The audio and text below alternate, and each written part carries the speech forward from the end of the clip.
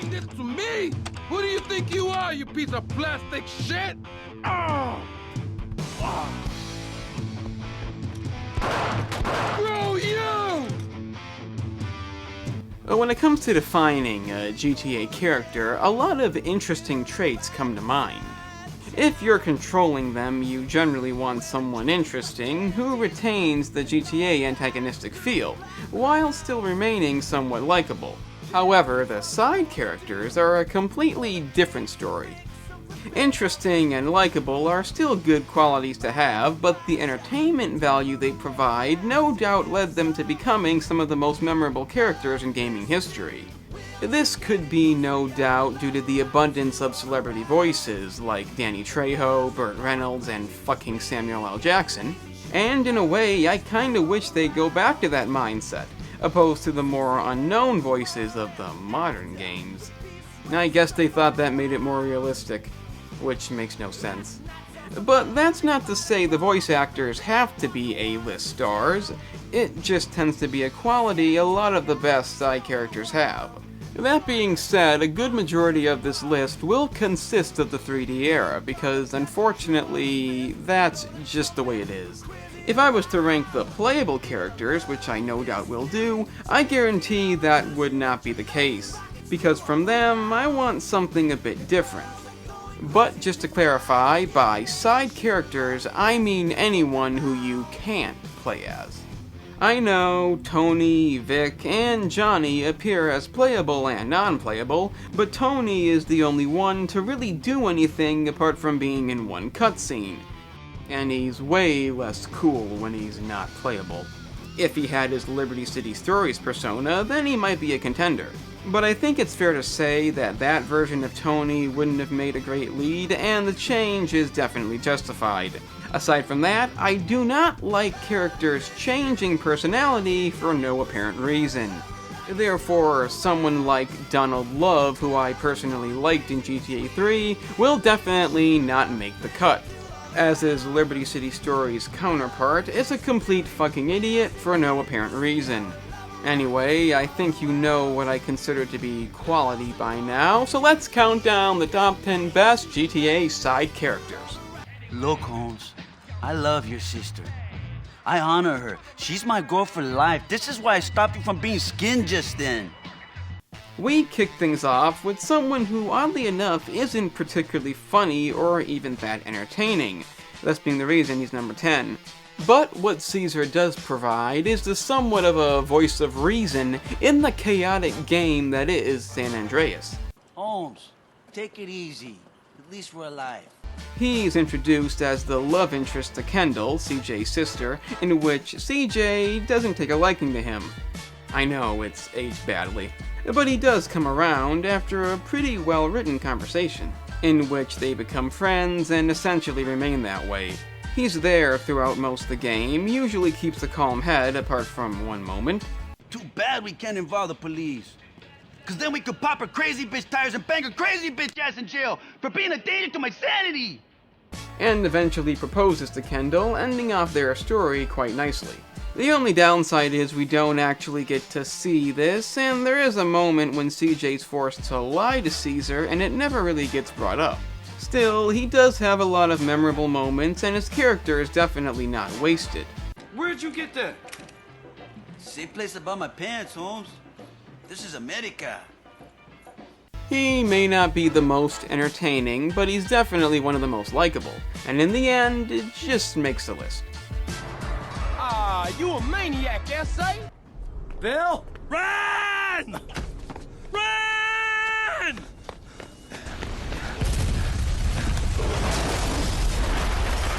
Phil Cassidy, voiced by Gary Busey, is the essence of what makes the great GTA character. He's portrayed as the complete maniac who Tommy recruits for the bank heist as a gunman, and that's made quite apparent upon first meeting. After shooting like that, if you asked me to be your wife, I'd say yes. He even refuses to go to the nearest hospital after having his arm accidentally blown off, as there's apparently too many cops around. He's definitely somewhat insane, but he's also given some depth. They expand upon this in Vice City Stories, in which we learn that his father was abusive. He never ever told me I was special. In fact, he used to beat me, especially when he caught me staring at my cousin or my sister. Adding this to his character not only fits perfectly, but it's the very reason prequel games exist. To add depth to characters in a way that makes sense, unlike others. However, he's not only in Vice City. He actually makes his first appearance in GTA 3. Not voiced by Gary Busey, looking completely different, and the reason for missing an arm is not the same. Why again did it have to be him? It's not even the left arm missing. How the fuck did they get that wrong? He also appears in Liberty City stories, making him the most frequent GTA character, appearing in every game but San Andreas. Woo-wee! That's damn fine artillery you got there, boy! Ramen? Ramen! Are you sleeping, you fat fuck? Come on! What's the time? Okay, I know, the most annoying character ever always wants to go bowling, but come on. Everybody in the game wants to constantly hang out with you, but Roman, however, doesn't advance the completion. Is this a joke? Still, I've always liked Roman. He may be annoying to a point, but when you think about it, his complaining is somewhat well-founded, as he does kinda get screwed over. A lot. Since you got here, I've had my computer smashed, I've been beaten up, I was kidnapped and then shot in the stomach! My apartment got burned down and so did my business! Despite all this, he does remain loyal to his cousin Nico, and the way it can potentially end for Roman is the only thing I like about this game's story. If you listen to Roman and make the deal opposed to going off and killing Dwayne, one of the game's main villains, it will result in Roman's death at his wedding. While if you listen to Kate, Nico's love interest, and kill Dwayne, then she ends up dying instead.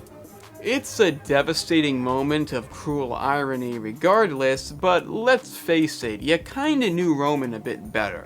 As despite the game being way too long, he is featured in a number of missions. And honestly, if the whole game had storytelling this good, I'd like it a lot better. Unfortunately, the follow-up to his death is a depressing, empty conclusion. But Roman will always be one of the best things about GTA 4, at least in my opinion. Roman never hurt anyone. I know. Smoke, you had... I made it, CJ. I'm a success. I can't be touched. I don't give a fuck. Fuck the whole world. One of the most underrated characters in the franchise is easily Big Smoke, and no, I'm not talking about the drive-thru cutscene. I'll have 2 number 9s, a number 9 large, a number 6 with extra dip, a number 7, 2 number 45s, 1 with cheese, and a large soda. Obviously, he's real funny, but I feel there's a lot more to him than that.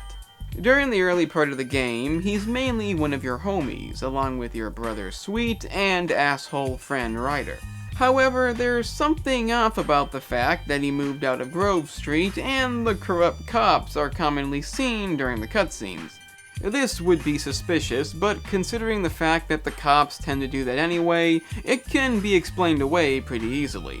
So, when you find out Big Smoke has been working with Tenpenny the whole time, along with Ryder, it's genuinely Shocking.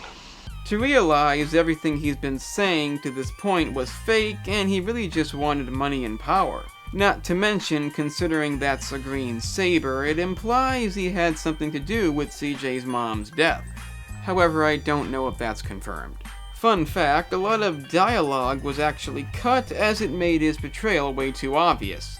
I've seen it and I have to agree. Still, it's probably the game's best moment story-wise, and the way it concludes after their final confrontation is truly sad considering their lifetime friendship. I got caught up in the money, the power. I don't give a shit. Oh, fuck, man. Like I said, extremely underrated and easily the best character of any other franchise. But it's GTA. Smoke, you full of shit. Don't be prejudiced again in my presence, Carl. Every everybody is my cousin. I haven't been a good friend for you, Lester. I know that. And you're gonna make it up to me by doing whatever I ask. Or rather, I mean, I need something done, you need to know something, so why not help each other? Believe it or not, GTA 5 was almost left out completely, as the side characters aren't the game's strongest quality. It makes up for it by having 3 amazing playable characters, all quite good, and a number of decent side ones too, but the only one that really makes the cut is Lester.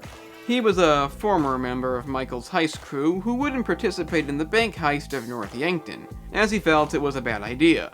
Apparently, he was right. But Michael does inevitably seek out help after a bit of a incident, and he becomes the brains of the operation, setting up the heist and retaining a very memorable persona. Guess because I'm not the one who's about to die based on some inappropriate decision I made a long time ago. But despite the limp, you may suspect there's something more to him than meets the eye. If you view his Life Invader page, you'll see a message from a girl asking about his true age. Fact is, he admits to setting up dates with women and spying on them from afar, opposed to actually showing up. You don't have to seek this out, he actively admits to it throughout the game and in the online mode. Lester the molester, bro! We got ourselves some military hardware. It's parked out back in my office. It's even implied he might be into gay porn, but that could just be a ruse to troll people, as he clearly believes the Illuminati is watching him. However, he does have a pretty steady habit of purchasing sex toys. Despite all this perversion, he's still a decent guy, as he knew Michael faked his death and went into witness protection with the FIB, yet he never turned him in.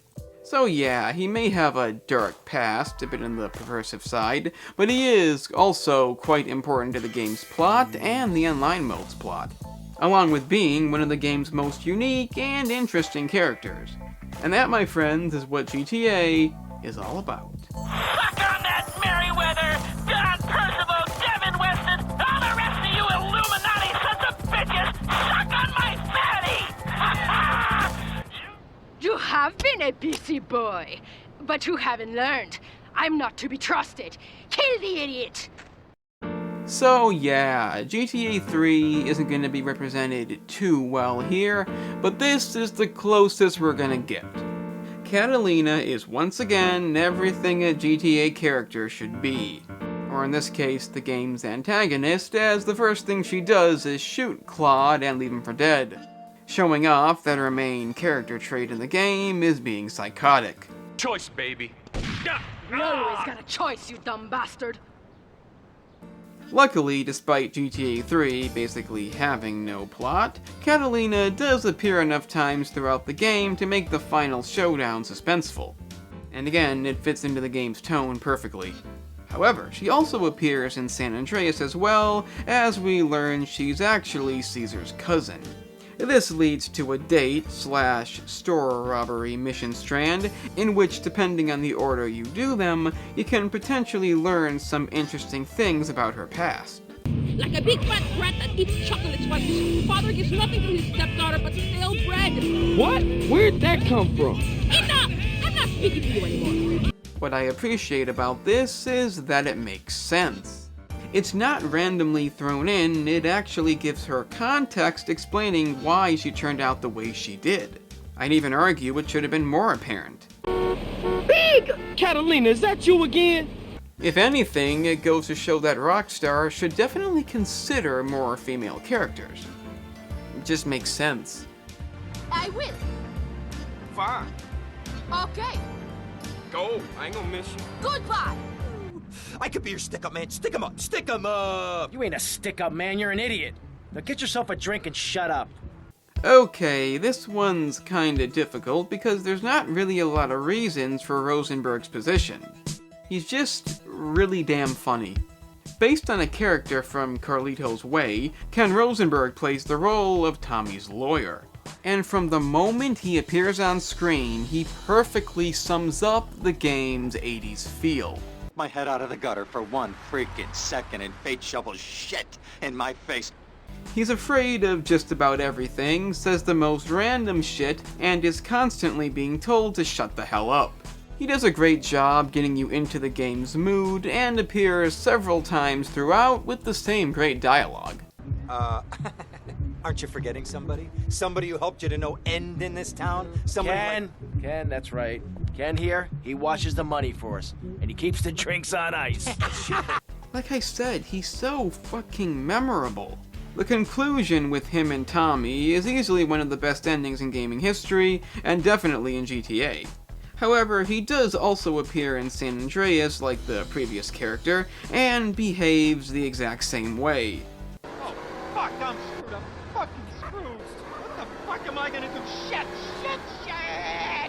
But that's okay, because Rosenberg's inclusion makes the game's Las Venturas section debatably the game's best section. You know, maybe I'm undecided. My only friend is a bird named Tony. I never fucked anyone over in my life who didn't have it coming to him. He may not have the most personality traits, but he does make any mission he's in a hell of a lot better. And you know what? In this case, that's enough. This is fucking great. It's amazing. Yeah, whatever you say, man, but look, see you soon. Fucking amazing. Oh, I almost forgot, Carl. Time to die. You can call it celebrity pandering, but it's fucking Samuel L. Jackson playing the corrupt cop of Frank Tenpenny. What else could you want? It's everything you would expect from him. He's entertaining as hell, obviously, but he's such an asshole that his eventual death is so fucking satisfying. When he appears in a cutscene, you know it's gonna be amazing because every line is delivered in a way only he can. Smells good. What's cooking? Where's mine? This is a tasty burger. Vincent. You see what I mean? It's perfection. I also like how he appears at least once in every area, driving home the fact that he really is always watching. He may be entertaining, but he's also quite intimidating. And being the antagonist, that's a good thing. Getting a little edgy, fellas? Oh, how you like that, you piece of shit? That give you any idea how edgy I am? Wow. That being said, despite being the perfect corrupt cop villain, there's not really a lot to say about him. He's intimidating and entertaining in a way only Samuel L. Jackson could be. Throw in Chris Penn as Eddie Pulaski, and that's about as good as it gets. Well, apart from the top two. I took the trash out. I did. And I do it all again. Oh, way to go, tough guy. Beat him to a pulp. That should make him real chatty. Lance fucking Vance, voiced by Philip Michael Thomas from Miami Vice, for the longest time was my favorite GTA character. Not only because he's as entertaining as it gets, but also because he sums up the 80s in a way that only he can. I know I've already said the exact same thing about Rosenberg and Tenpenny, but this is even better because he's even more 80s-like, and as far as entertainment goes, Tenpenny definitely had that, but not so much as Lance. You just can't compete. Now you can feed me all this lonely tough guy crap, but I know one day I'm gonna save your ass, and you're probably gonna want to kiss me. Wacko. But I'm gonna do something a bit different. Instead of ranting on about why Lance is so perfect and repeating the exact same thing, I'm gonna explain why he isn't number one. First off, his Vice City Stories persona is a bit different. In Vice City, he honestly comes off as somewhat intelligent. Yes, at some point you do have to save him, but he had a legitimately good reason for what he did. He killed my brother. What do you expect me to do, mow his lawns? But in Vice City Stories... All right, baby. This is the Lance Vance dance. You got to... all right. Pop it and lock it. Yeah. He's a complete dumbass. He does very little good, essentially causes most of the game's conflict, and at some point gets high on the cocaine you spent half the game obtaining, and attempts to dump it in the ocean. It's all good stuff, but I don't completely see him as the same person. My other problem is that I'm not a huge fan of his betrayal, because despite it not really being warranted, it's by no means a surprise. Unlike Big Smoke, you kinda saw this coming, and in a way, it's somewhat disappointing. This is the last dance for Lance Vance. Hit the wrong side, Lance. Despite this, he's so good. Aside from that, he easily takes the number 2 spot. But there's one character I like a bit more. Say goodnight, Mr. Hijack the regular ice cream van on its rounds and lure these fools to their doom with the jingly. Humberto Romina, he likes the ladies, not some goat in a skirt. Tommy, I love you. Let's go. There's no problem. Jerry just likes to think he knows best about everything, which is why he's been married 3 times already and still won't admit he likes men. I have a confession to make. I'm blind. No shit. Yardy pushers line Liberty streets selling packets of spank like they were selling hot dogs. Those cartel pigs are laughing at us. At me. Whatever you say, mister. Lady. Oh, darling, I'm a little bit of everything. I'm universal. I know. Let's put the squeeze on the club owners. They must really want to substitute my inadequacies with their money because, after all, they want to stay up all night talking bullshit to morons because they enjoy it. Well, it sounds pretty usual. Oh, thanks for the support. And you think you're a crusader for good? Do you have any idea what's going on? Any idea whatsoever? Do you? Nah, I pay as little attention to things as possible. Do not be a fucking smartass with me. Yes, Torino, voiced by James Woods, is the best thing to ever happen to GTA. See, GTA games have a habit of having you kill certain characters and then having them somehow live. But in this case, instead of having to re-kill him, he becomes the best side character in GTA history. While he's interesting from the moment he appears on screen, it's after you fail to kill him that everything he says is absolutely classic. I'll be a hero and I'll lose. And what do we have? Communism in Ohio. People sharing. Nobody buying stuff. That kind of bullshit. There's nothing about him to dislike. The dialogue is delivered perfectly. He not only has all the good qualities I've mentioned so far, but he's kind of a badass. You know what? I'm tired of your fucking little jobs. Will you stop? This is pathetic. Come on, you're embarrassing yourself. Come on, put it down. Don't be ridiculous, okay? You see, GTA characters tend to not be someone you'd want to strive to be, as their entertaining qualities range from sadistic to just plain stupid. But Torino manages to retain his entertainment value while remaining a pretty damn cool character. There really is nothing else like it. Fuck you, Torino! I never want to go through this again. I think I'm an earl. Oh, what a big wine. You want some cheese with that wine? Hey, you were spectacular. You know what? I'm beginning to think my little Carl's a double agent. He may only appear in one game, but in this case, that's okay, because the missions involving him have a unique tone unlike any other. James Woods absolutely nailed it, and despite this, he doesn't seem to be the common favorite or even mentioned that often. In fact, WatchMojo.com, who I've never liked, did this list twice and didn't include him once. Not even in the honorable mentions. But they did somehow raise Ken Rosenberg from number 10 to number 1. How the fuck did that happen? Positively shocking. But regardless, Torino is, in my opinion, the best side character in any GTA game. And maybe the best period. Now don't worry. Tenpenny and Pulaski are really relatively benign, unless, of course, you're a family member of Officer Pendlebury, whom they shot when he threatened to expose them, but you do know all about that. So there it is, my top 10 best side characters in the GTA series. Well, you know, the games that matter. If you don't agree, which you probably don't, let me know in the comments and I'll be sure to get back to you. I'm the Game Analyst, and don't forget, sadistic behavior is okay, as long as it's make-believe. If it's not make-believe, then I guess call up Jack Thompson. What? You're actually here? That's fucking amazing. I guess you may as well check out the main channel, in which I discuss movies, TV series, and the offensive topics that lie within. If that interests you, then press the link in the description.